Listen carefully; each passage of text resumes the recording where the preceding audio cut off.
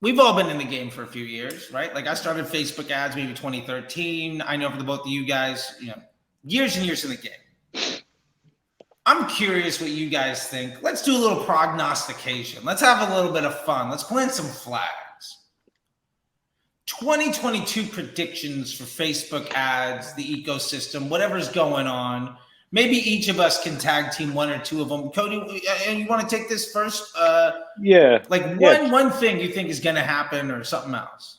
Facebook ads or DTC in general? Let's go Facebook ads. I think Facebook ads, because we really hit the D2C infrastructure thing. Like, let's get nitty gritty into the Facebook world for a minute.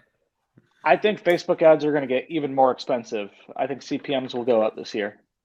Facebook is a company. They got their bottom line. They got their top line. I don't see that many new advertisers coming on, especially with, obviously it's much harder to get started. So I don't see new advertisers coming on. Especially also with TikTok. So they got to make more revenue one way, and that's the best way to do it. I don't think the attribution is going to get worse. I think we've pretty much stabilized. I think it'll get better. It's never going to be what it was. But I think ads will work a little bit better, but they're going to be more expensive. So net is what it is. If you're hoping for Facebook to fix stuff for your business to work, like, you got to figure out something else. Yeah.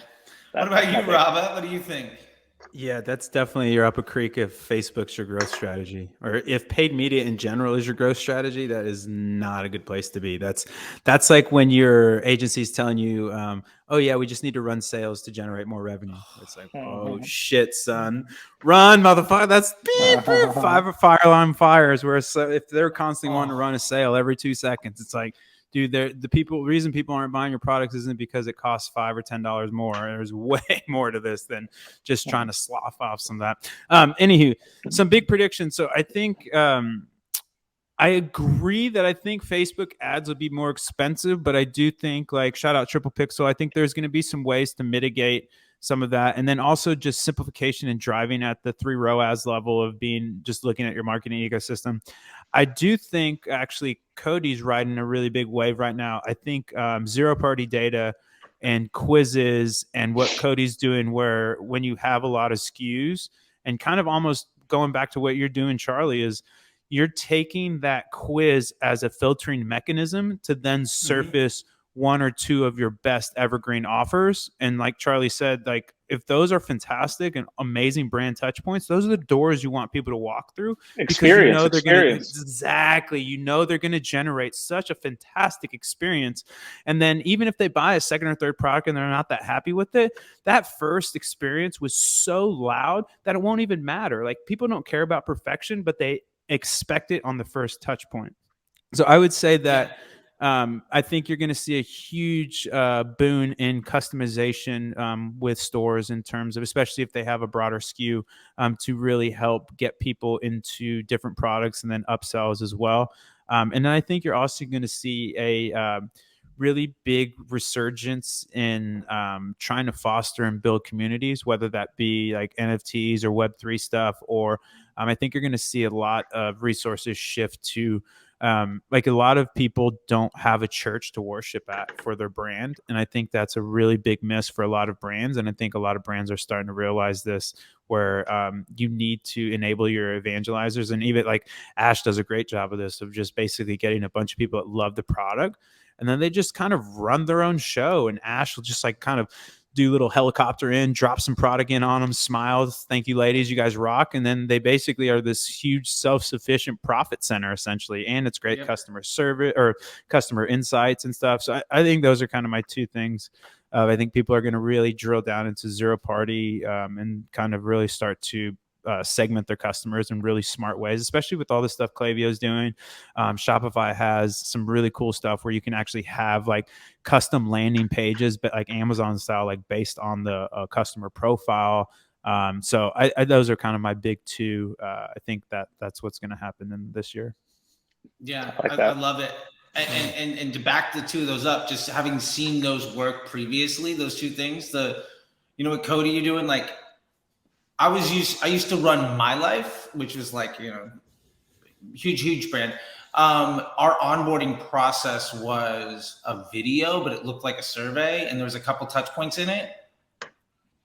When it was 8.5 minutes to 9 minutes, that customer was worth 4 times as much if it was under 3 or if it was over 10. Oh, totally. We Every literally- I come from direct response, like true direct response. So like every VSL, the longer it is, the better it converts. Sales pages, the longer they are, the more friction you put in there, the higher AOV is going to be, higher conversion rate is going to be. And that goes to experience. Yeah, and when that first AOV is really high, that LTV tends to also trend along with it. And I think the best brand, the brand that wrote the textbook for this, as far as I'm concerned, in my experience, was Textile with Fabletics and FitFabFun.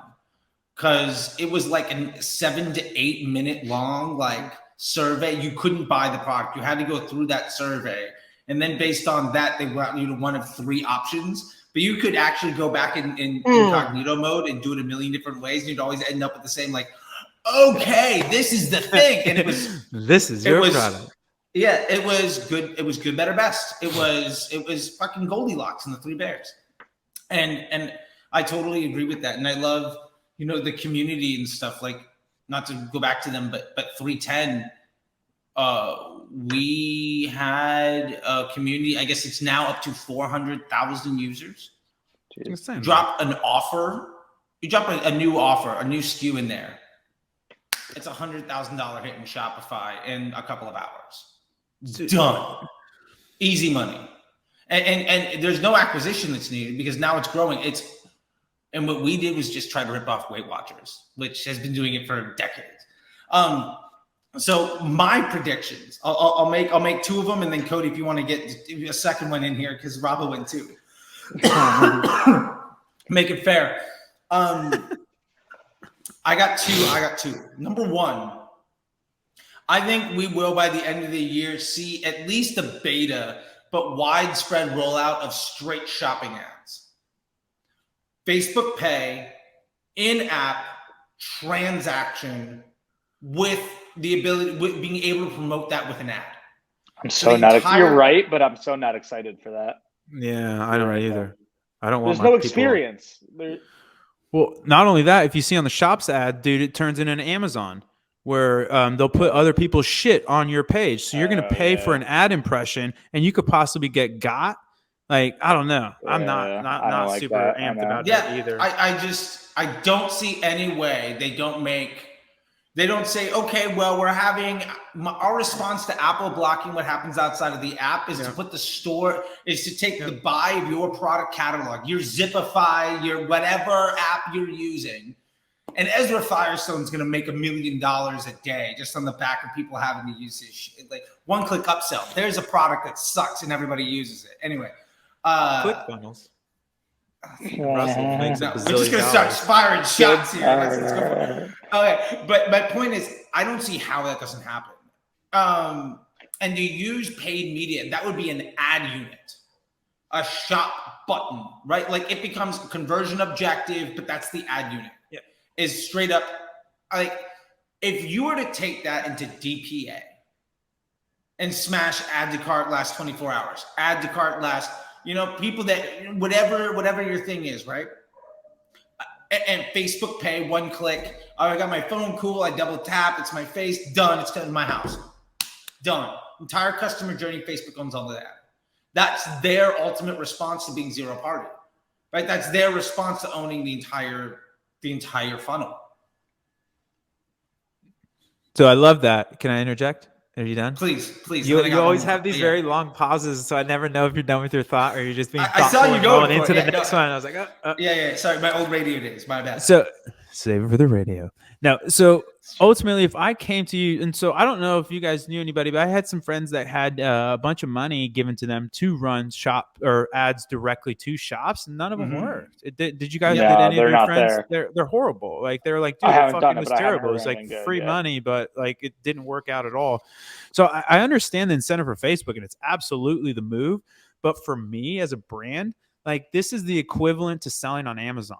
Like, why? Yeah, totally. Especially if I have Shopify, Shop Pay and Apple Pay are 2 of the best, absolutely sensational checkout like experiences. So I just don't, and I'm almost pretty sure in Facebook you still have to add a payment, correct? So this isn't like plug and play. Where I don't know. if you're in Shop Pay, like you can buy on anybody's Shopify site. If you're in Apple Pay, your cards are already on your phone. So I don't know. I think it's definitely Facebook wants to do it. I just don't like Charlie. If you're running, say a $10-20 million a year brand, why would you put paid spend behind that versus just put it into your Shopify store? Like, really, what's the I'll be advantage? honest, I would do it for bottom funnel and sale campaigns. Like I would do it when I built intent everywhere else. And I'm just like, I just want it to happen. Like, let me make it easier for you. I don't think I would do it I would not do it as a full funnel effort. But I mean, DPA ads, like I remember I was in the alpha for DPA and it was dog shit every test along the way until we launched it with Macy's. And it was like 50,000 products and then, it worked. Right. Sure. But to your point, I think it'll launch. And I think it'll go the way of Canvas ads. Everybody will buy in. Everybody will make these microsites to go with it. Charlie. And I do remember doing Activision Canvas ads so you can get upgrades in your Call of Duty, dude. Like 2 or 3 or whatever. Like I've been around for a while. Okay, so, I was just gonna say these are known as instant experiences now, kiddos. Kids don't know that the days we used to go through. And you couldn't edit them. You have to hire an agency just to build the whole damn thing. Dude, that was always our last draw. Like when shit was blowing up for the client, when I was at the agency, he was like, "Hey, Rabah, go spin up a Canvas ad real quick." Because there's these beautiful, fucking amazing ad units, literally never converted. The only time that it even came close was for real estate ads. This was really high level real estate, and you had like these beautiful things, but it was still like for the work you put into it. It was mobile only, so like the whole desktop inventory not even accessible.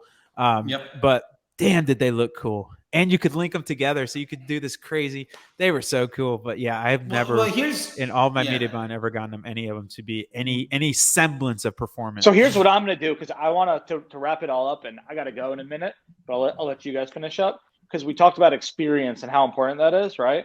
I don't want customers to check out on Facebook. So I'm going to keep our website. I'm just going to use the triple whale pixel to get all that data that we need. Look at this guy. Zing. How about that?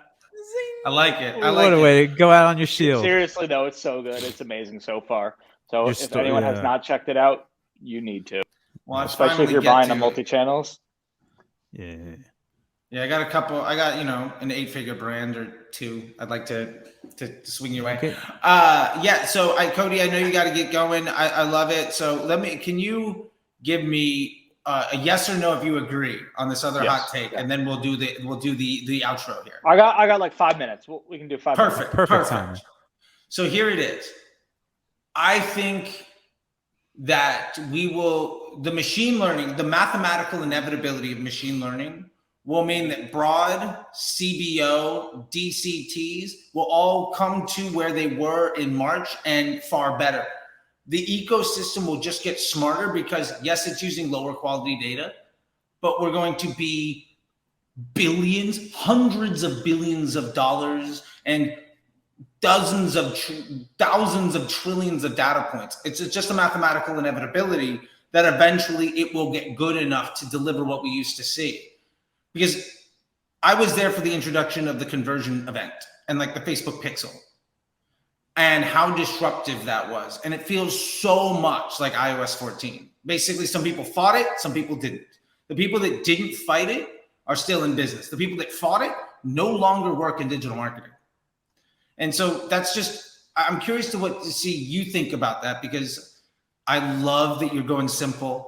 I love that you DM'd me. You're like, dude, I'm going broad. Like, what's happening? Let's do it. Like, I think your ad doing the targeting to find a customer that comes into your ecosystem, that will ultimately crush, because at some point, the amount of mathematical equations that's required to make that work will be reached. And at that point, all targeting becomes obsolete again, like it was in January of last year. I don't know. Like, I totally agree with you. I'm definitely going broad. It's what we're having the most success with, and we're just going to keep riding it in that direction. So I definitely agree with you. I think, I wrote about in my newsletter, like a few different reasons. It's like time. It's like, let's say even like buying like manually on like interest got us like 10% more efficiency, but that's going to take a lot more time that then we're not putting into the creative, into our offers and landing pages. So I think our overall efficiency will go down. So even if we get a little bit better efficiency here, we're going to lose it over here. So I would rather get a little bit worse efficiency from how we're buying, but I'd rather then put our time into what I think is going to get us much more efficiency, which is our creative, our offers, and our landing pages. So to me, it's kind of like a time thing. It's definitely, again, built to scale. I think it's much more sustainable. If you can get something working on broad, you're going to be able to keep that and just let that run for so much longer and hopefully train the system to actually find you more customers. So I think that there's that. And then I also think this kind of wraps it up. It's like you need a unique competitive advantage. People's unique competitive advantage used to be that they were good on Facebook. I think if you have a really good business, I'm not saying brand, a really good business with a really good offer where there's customers that really want what you have, Facebook will find them so much easier.